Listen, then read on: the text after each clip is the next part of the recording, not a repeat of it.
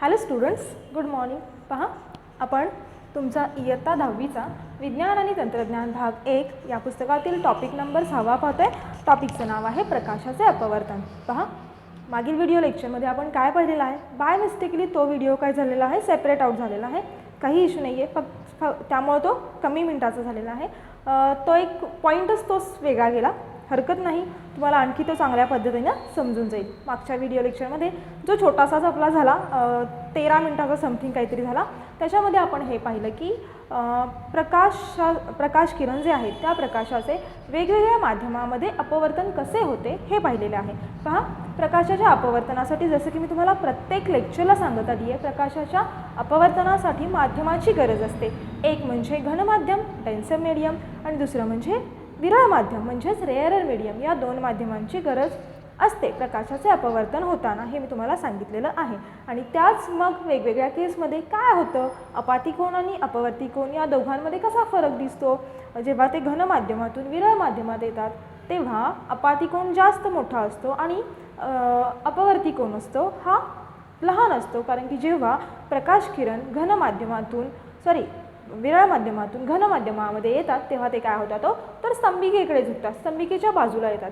बरोबर त्याच्या उलट जसं की आपण दुसऱ्या केसमध्ये पाहिलं. काय पाहिलं पहा, जे मी बोलते ते थोडंसं मी इथं ड्रॉ करते म्हणजे आपल्याला ते परत लागणार आहे तुम्हाला समजून सांगताना.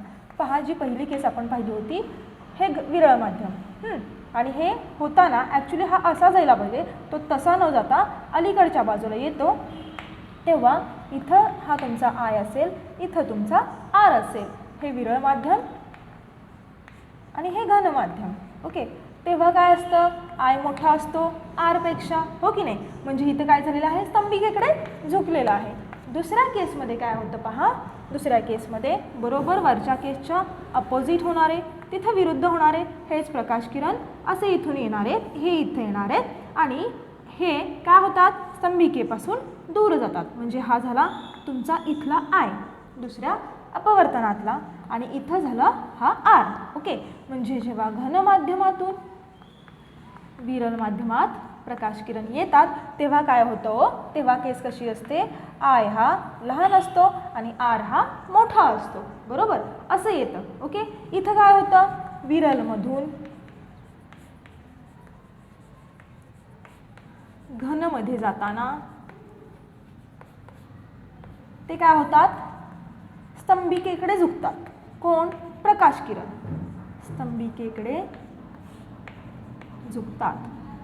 ओके, पहा आता घनमधून विरलकडे येताना काय होतं, घन माध्यमातून विरल माध्यमात जाताना ओके काय होतं, ते स्तंभिकेपासून दूर जातात.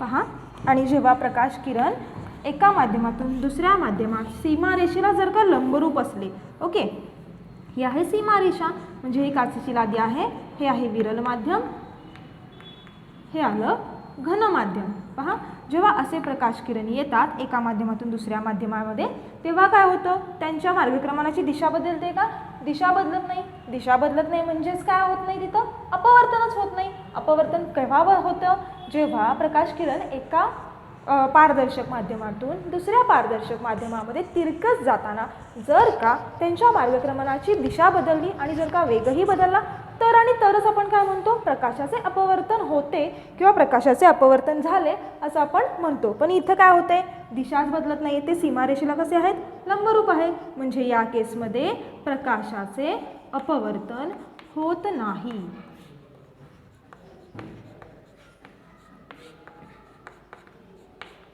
प्रकाशाचे अपवर्तन होत नाही म्हणजेच आय बरोबर इथं काय असणार आहे, आर असणार आहे. कारण की दिशाच बदलली नाही त्यामुळे मार्गच बदलला नाही. मार्गच बदलला नाही म्हणजे इथं अपवर्तन झालंच नाही. ओके, होत नाही आणि म्हणून काय लिहिलं आपण, आय बरोबर आर लिहिलं. ह्या तीनही केसेस लक्षात राहतील. ओके, आता आपला जो पॉईंट आहे काय आहे, आजच्या व्हिडिओ लेक्चरमध्ये जो पॉईंट आपण बघणार आहे त्या पॉईंटचं नाव आहे ताऱ्यांचे लुकलुकणे. Okay, twinkling of stars. पहा, लहानपणी जेव्हा play group, nursery, KG, LKG, UKG तेव्हा असाल तेव्हा तुम्ही हे सॉन्ग नक्कीच म्हटलेलं असेल, अजूनही म्हणत असाल, अजूनही आवडत असेल, twinkle twinkle little stars. Okay, मग आता ही ट्विंकलिंग ही जी प्रोसेस आहे किंवा ताऱ्यांचे लुकलुकणे ही जी काही प्रोसेस आहे याच्यामागं काय विज्ञान आहे हे आजच्या व्हिडिओ लेक्चरमध्ये आपण बघणार आहे. खरंच ते लुकलुकतं का आणखी काही वेगळी इथं कन्सेप्ट आहे हे आपण आजच्या व्हिडिओ लेक्चरमध्ये बघायला जाणार आहोत. सो आजच्या व्हिडिओ लेक्चरमध्ये जो पॉईंट आपण बघणार आहे तो आहे ताऱ्यांचे लुकलुकणे. पहा, आता ताऱ्यांचे लुकलुकणे हा जो पॉईंट आहे हा पॉईंट पाहिल्या जायच्या आधी आपल्याला काही संकल्पना क्लिअर करून घ्यायच्या बाळांनो. आता कोणत्या त्या संकल्पना आहेत तर एक म्हणजे स्टार्स, तारे. ओके, संध्याकाळी जेव्हा तुम्ही निरभ्र आकाशाखाली पडलेला असता आणि आकाशाकडे बघता वरती तेव्हा तुम्हाला तारे दिसतील. ओके, मग त्या ताऱ्यांकडे बघितल्यानंतर काय तुम्हाला जाणवतं तर ते तुम्हाला ऑलरेडी कसे दिसतात, ब्राईट दिसतात, हो की नाही, जेव्हा तुम्ही बघता वरती, कारण की पूर्णपणे अंधार असतो आणि आपल्याला ते संध्याकाळचे दिसतात. जेव्हा तुम्ही त्यांच्याकडे बघता तेव्हा त्याला आपल्याला काय दिसतो, प्रकाश दिसतो. म्हणजेच सगळ्यात पहिला पॉईंट आपण काय सांगू शकतो तर ताऱ्यांना स्वतःचा प्रकाश असतो. ओके, ताऱ्यांना काय असतो तर they have their own lights, म्हणजे त्यांना स्वतःचा प्रकाश असतो. पहा, आता हे प्रकाश किरण जेव्हा जमिनीवरती येतात, तुम्ही बघताय त्याच्याकडे, ओके, तुम्हाला दिसतंय ते चकाकतंय किंवा तिथं उजेड दिसतो एक प्रकारचा. जेव्हा हे प्रकाश किरण जमिनीकडे येतात तेव्हा ते प्रकाश किरण विरल माध्यमातून घन माध्यमामध्ये येतात. आता हे तुम्ही कसं सांगितलं बरं तर पहा, आपण सपोज जमिनीवरती आहोत, आपण कुठं आहोत, जमिनीवरती आहोत, आपण जमिनीवरती पडलेलो आहोत. आपल्या सभोवतालची जी काही हवा असणार आहे ना बाळांनो ही कशी असणार आहे, घन असणार आहे कम्पेअर टू वरची हवा. जसजसं आपण पृष्ठभागापासून वर उंचीवरती जाऊ तसं हवेचं जे प्रमाण असतं हे काय होत जातं, हे कमी कमी होत जातं आणि हे आपण अभ्यासलेलं आहे आणि हे मी तुम्हाला सांगितलेलं देखील आहे. सो ते प्रकाश किरण जेव्हा आपल्याकडे जमिनीवरती येतात तेव्हा मी काय म्हटलं ते विरल माध्यमातून घन माध्यमामध्ये येतात. ओके, मग जेव्हा विरल माध्यमातून घन माध्यमाकडे प्रकाश किरण येतात तेव्हा ते काय होतात तर तेव्हा ते स्तंभिकेकडे झुकतात. बरोबर, म्हणजे आपली केस नंबर कोणती आली, पहिली आली आणि ती इथं लागणार होती, म्हणूनच मी तुम्हाला पहिल्यांदा हे नोट डाऊन करून दिलं. पहा, मी काय सांगितलं, सगळ्यात पहिल्यांदा मी सांगितलं की ताऱ्यांना स्वतःचा असा प्रकाश असतो. हे क्लिअर, जेव्हा तुम्ही जमिनीवरून ते बघता तुम्हाला प्रकाश दिसतो. हे क्लिअर झालं. आता प्रकाश दिसतोय म्हणजेच प्रकाश किरण असणार आहेत. प्रकाश किरण हे जे येतात ते कसे येतात मी तुम्हाला सांगितलं, दोनच पॉईंट सांगितले. एक म्हणजे ताऱ्यांना स्वतःचा प्रकाश असतो. पहा काय सांगितलं मी,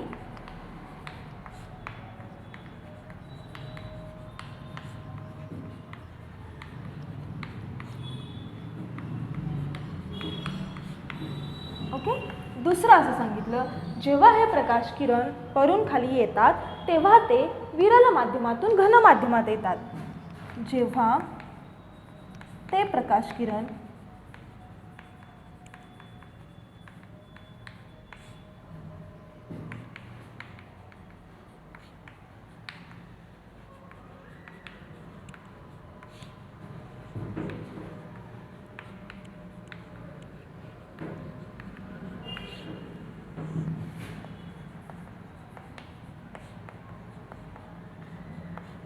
तेव्हा ते स्तंभिकेकडे झुकतात.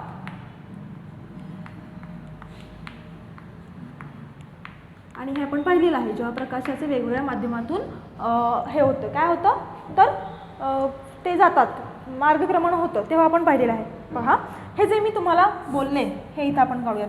पहा, समजा इथं आपली अर्थ आहे, सपोज इथं आपली अर्थ आहे, इथं तुम्ही उभे राहिलेला आहात. ओके, इथे तुम्ही उभे राहिलेला आहात आणि हा तुमचा स्टार आहे, म्हणजे हा तारा आहे. जेव्हा तुम्ही इथून वरती बघता तेव्हा तुम्हाला ते दिसतात.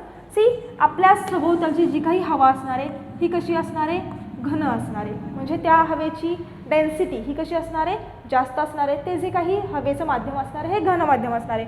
कम्पेअर टू जसं आपण उंचीवरती जाऊ इथली जे काही हवा असणार आहे ही कशी असणार आहे, ही हळूहळू कशी होत जाणार आहे, ही विरल होत जाणार आहे. ओके, आता प्रकाश किरण कुठून येणार, इथून येणार. ओके, ते इथून इथं पडणार आपल्याकडे. ओके, जेव्हा ते पडणार तेव्हा ते कुठल्या माध्यमात पडणार आहेत, तर ते विरल मधून कुठं पडणार आहे, तर घन माध्यमात पडणार आहेत.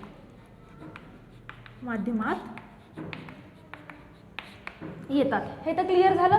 पहा, जेव्हा ते विरल माध्यमातून घन माध्यमात येतात तेव्हा आता ते जायला कसे पाहिजेत, असे जायला पाहिजेत, हो की नाही. ही त्यांची मेन पोझिशन आहे. पण ते तसे न जाता मी कसे दाखवले, असे दाखवले. असे का आले, कारण की ते काय होतात, थोडेसे अलीकडे झुकतात, जसं की इथं दाखवलेलं आहे. जेव्हा विरल माध्यमातून ते घन माध्यमात येतात, पहा आपण कुठे उभे राहिलेलो आहे, इथं उभे राहिलेलो आहे. हा आहे स्टार, मग तो कुठे यायला पाहिजे, इथं यायला पाहिजे. पण तो तसं होतं का, होत नाही. ते कुठे येतात, थोडेसे अलीकडे येतात, कारण की हे त्याच्यामागचं शास्त्रीय कारण आहे की जेव्हा प्रकाश किरण विरल माध्यमातून घन माध्यमाकडे येतात ते थोडेसे अलीकडे झुकतात.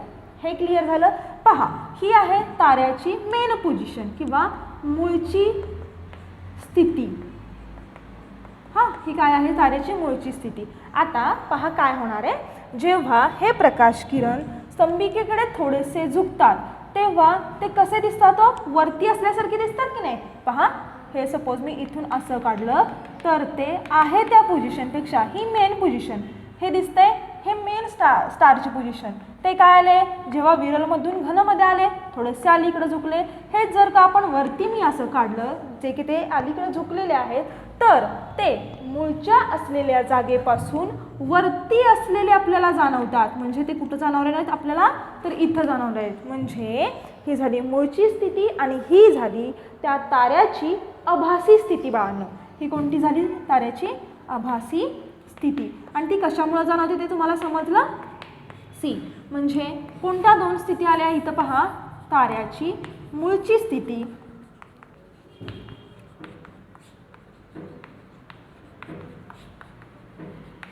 आणि इथं आपण लिहिणार आहे ताऱ्याची आपल्याला भासणारी आभासी स्थिती.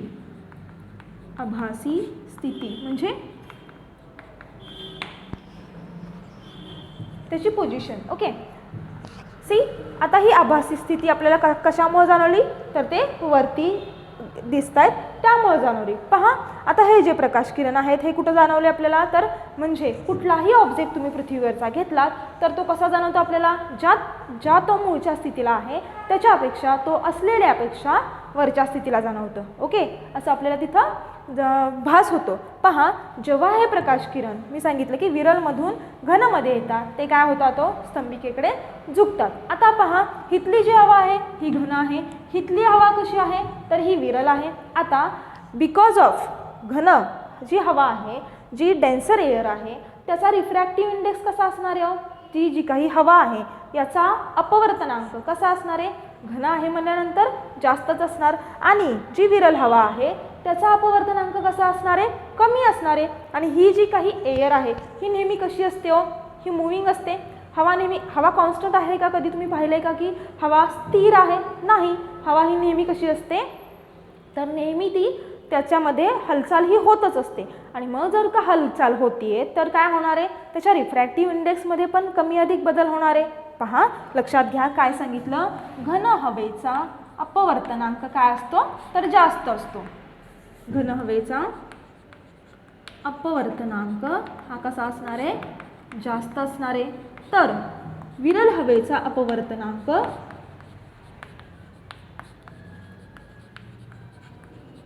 हा कसा असणार आहे, कमी असणार आहे. ओके, आता आणि ही हवा कशी आहे, कमी जास्त होते. मग जेव्हा हे प्रकाश किरण पृथ्वीवरती येतात ते काय होतात, कमी अधिक प्रमाणात येतात. कशामुळं, तर ह्या सततच्या हलणाऱ्या हवेमुळं. सततच्या हलणाऱ्या हवेमुळं त्याचा रिफ्रॅक्टिव्ह इंडेक्स पण बदलतो. त्याचा रिफ्रॅक्टिव्ह इंडेक्स बदलतो म्हणून जे काही प्रकाश किरण येतात हे आपल्याकडे कमी अधिक प्रमाणात येतात. प्रकाश किरण जेव्हा पृथ्वीवरती पोचतात, पृथ्वीवर येतात तेव्हा ते कमी अधिक प्रमाणात येतात.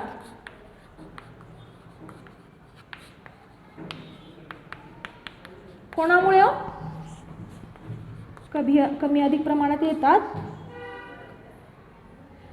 कारण बदलत्या हवेच्या अपवर्तनांकामुळे.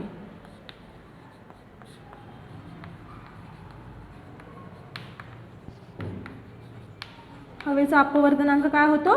बदलत राहतो. जिथं जास्त हवा डेन्सर असेल तिथं अपवर्तनांक जास्त असणार आहे, जिथं हवा विरळ असेल तिथं अपवर्तनांक कमी असणार आहे. आणि ही हवा सारखी मूव्हिंग होत असते आणि त्या मूव्हिंग होत असणाऱ्या हवेमुळं हालचाल होत असते, त्यामुळे त्याचा अपवर्तनांक पण बदलतो. मग अपवर्तनांक बदलल्यामुळं हे जे प्रकाश किरण असतात ताऱ्याचे ते पृथ्वीवरती येताना कमी अधिक प्रमाणात येतात. पहा, जेव्हा पृथ्वीवरती प्रकाश किरण ताऱ्याचे कमी प्रमाणात येतात तेव्हा तो आपल्याला तारा कमी ब्राईट दिसतो, म्हणजे तो डिम दिसतो. आणि जेव्हा प्रकाश किरण आपल्याकडे अधिक प्रमाणात येतात म्हणजे त्याची रिफ्रॅक्टिव्ह इंडेक्स जास्त असणारे, अपवर्तनांक जास्त असणारे, जेव्हा ते प्रकाश किरण आपल्याकडे अधिक प्रमाणात येतात तेव्हा काय होतं? आपल्याला तो तारा एकदम ब्राईट दिसतो. पहा, आपण म्हणतो हा नको बघू, हा बघ, ह्याच्यापेक्षा किती एकदम ब्राईट दिसतोय, हा जास्त चमकतोय. ॲक्च्युली ते चमकत असतात का? ॲक्च्युली ते लुकलुकत असतात का? तर ॲक्च्युली ते लुकलुकत नसतात. ही जी प्रक्रिया असते ही काय होत असते?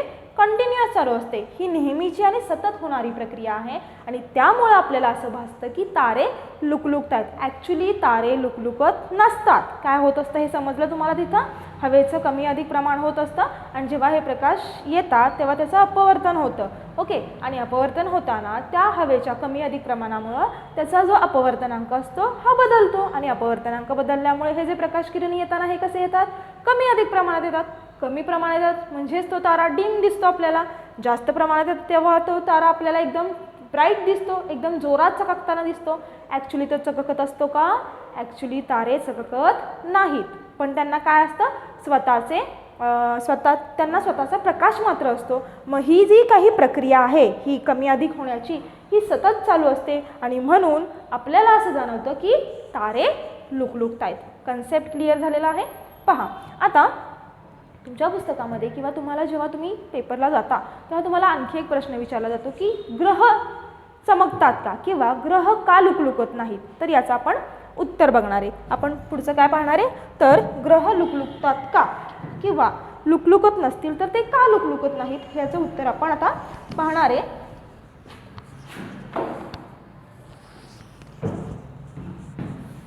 तुम्हाला शास्त्रीय कारणे द्यामध्ये हे विचारलं जातं, तो पॉईंट आपण आता क्लिअर करून घेऊयात.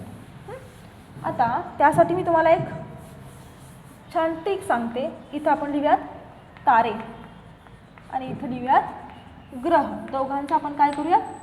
कंपॅरेटिव्ह स्टडी करूयात. आता सगळ्यात पहिला पॉईंट सांगताना ताऱ्यांमध्ये काय सांगायचं? तर पहा, तारे हे जे असतात हे जसं की मी तुम्हाला सांगितलं त्यांना स्वतःचा प्रकाश असतो. ग्रहांना तसा स्वतःचा प्रकाश नसतो बाळांनो. सो आपण इथं काय लिहूयात? ताऱ्यांना स्वतःचा प्रकाश असतो.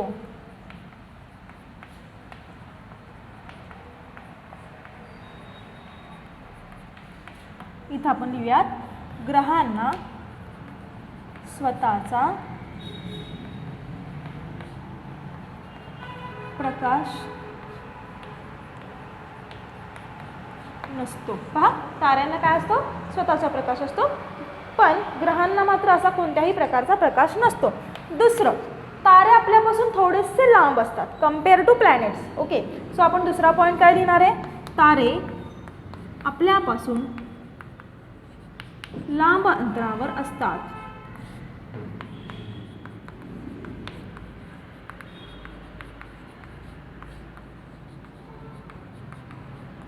ओके, आणि इथं लिहिणार आहे ग्रह आपल्यापासून किंवा पृथ्वीपासून असं लिहिलं तरी चालेल, जवळ अंतरावर असतात किंवा जवळ असतात.